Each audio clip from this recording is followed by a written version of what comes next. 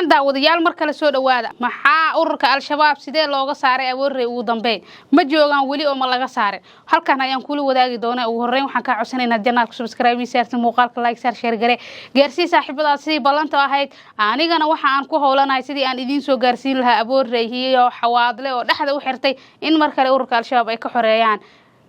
bariga gobolkaasi Hiiraan ee bartamaha Soomaaliya waxaan daawada mar kale soo dhawaada awoorey waxa ka socda dagaalkii ugu ba'naa wili ururka al-shabaab lagama saarin xogta waxa ay ku jiraan masaajidka sidoo kalena duqeymo badan oo ay dawladda ka geysaneen darteed ayaa ururka al-shabaab fursad u siisay in ay ku nagaadaan awoorey sidoo kalena ay gabaad ka dhigtaan masaajidada iyo goobaha dhulka hoostiisa iyagoo sidii Gaza camal dhulka hoostiisa dhowr kiiloomitir qotay gudahana u galay dhowr mitir halkaas oo ay ka barbar dagaalamayaan dhinacna ay doonayeen inay u baxaan sababta ayaana ah hadii ay bixi lahaayeen in dawladda ay ku gadaaman tahay magaaladaasi oo guud ahaanba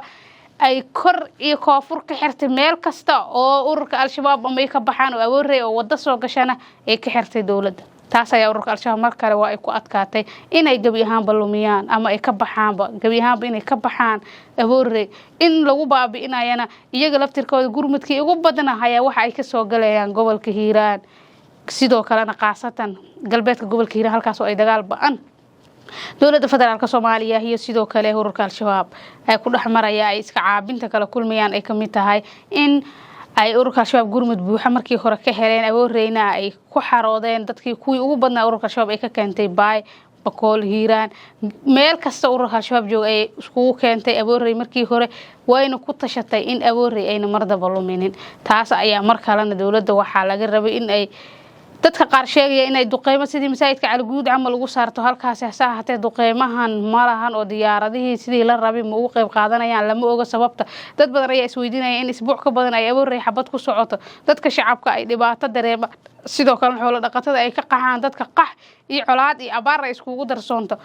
hase ahaatee dawladda wili maysan shaacin sababta ay duqeymo u geysan laayihiin awoorey hase ahaatee weerar dhulka ah oo ay iska kaashanayaan macawsleyda iyo sidoo kale kuwa ururka al-shabaab ay ugu saarayaan macawsleydaasi beesha xawaale mar kale in awoorey ay ugu saaraan jilbaha ayay u aasteen waa ay kor iyo koonfurmasha isaga jiraan beesha xawaale oo isugu imaaneen oo macawsley ah Hiiraan oo dhawaa laga soo daldalay waxa la iskugu keenay ilinka hore ee awoorey waxay doonayeen in ururka al-shabaab halkaas ku jiro ay ku baabi'iyaan dawladda ayaa dhinac siinayso ciidamadii qaranka ayaa barbar socdo hase ahaatee waxa ka maqan awoorey ayaa ah duqeymo haatan ay ururka al-shabaab ka baqaan ama godkooda loo gala malahan xabadna waa ay ka gabanayaan gabi ahaanba oo waxay ugu jiraan dhulka hoostiisa iyo masaajidka ugu weyn magaaladaasi awoorey si kastaba haatee xawaadle ayaa markii hore waxa uu go'aansaday in ururka al-shabaab iska dulqaado gabi ahaanba deegaanadiisana uu ka xoreeyo taas oo mar kale ku keentay ururka al-shabaab in ay ku noolaan waayaan deegaanadiisa maadaama qabaa'ilkii uu ku noolaa ay ku kaceen sababtayna in mar kale ay u ruqaansadaan dhinaca iyo galbeedka gobolka Hiiraan dhowr mar ay xawaadluhu sheegeen in gaaljecel iska soo dulqaado ururka al-shabaab oo ku bixiyo galbeedka gobolka Hiiraan maadaama ay tahay goobta laga weeraraya sidoo kale al-shabaab gurmadka uu ka helay ay tahay jiinka webiga Shabeelle sidaas aawadeedna ay doonayaan in mar kale galbeedka gobolka Hiiraan la xoreeyo hase ahaatee ma dhicin oo wili galbeedka gobolka Hiiraan waa ay ku sugan yihiin gaaljecelkii halkaasi joogina ma ogolo ama dhowr mar ay dawladda la qaadatay shir maysan sheegin wax cad oo bayaan oo ay isaga saarayaan ururka al-shabaab awoorey waxa ay mutaysatay mar kale in lagu barbar dagaalamo lagu dul dagaalamo dhexdeedana ay noqoto Gazada labaad ee koonfurta Soomaaliya taas oo dagaalkii ugu ba'naa ka socda halka masaajidka Calguud 2 saacadood aysan ku qaadan inay dawladda ka saarto hase ahaatee awoorey ayaa noqotay mid culus faraha loogu gubtay dadkana ay daryanka hubka culus u adkeysan kari waayeen halkaas wixii xoolo dhaqato oo jooga waa ay qaxeen waxay isku shaween eeriyadan Jalalaqsi iyo Halgan halkaas oo ay gabi ahaanba ka baxeen awoorey waxay sidoo kale wax yar u jirtaa aadan yabaal oo gobolka Shabeelle ah waa xuduudda gobolka Hiiraan ee u dhowdahay soo kor Shabeellaha dhexe hase ahaatee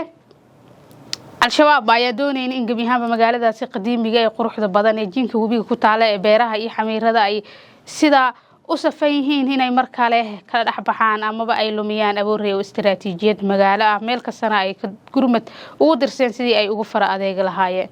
hadaba reer Hiiraan iyo sidoo kale beesha xawaadle ayaa mar kale dhaxda waxay u xirteen inay awoorey gacantooda ku soo noqoto ururka al-shabaabna laga xoreeyo daawade hadii aad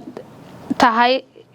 dadka shacabka ee reer awoorey qofka naxaya waxaan rajaynayaa inaa u duceysid inuu Ilaahay dagaalkaasi muddo 2 isbuuc ku dhow ka socdo halkaasina ilaahay uu ka dulqaado dadkaasi shacabka ee reer Hiiraan haddii aad intaan la soo gaartay adiga daawanaya fadlan waxaad tahay saaxiib wanaagsan aad u qalbi fiican oo halkan fursad u helay inuu igu soo biiro sidoo kalena i daawado waxaan ka codsanayaa inaad janaalka subscribe ila dhaafin muuqaalka like share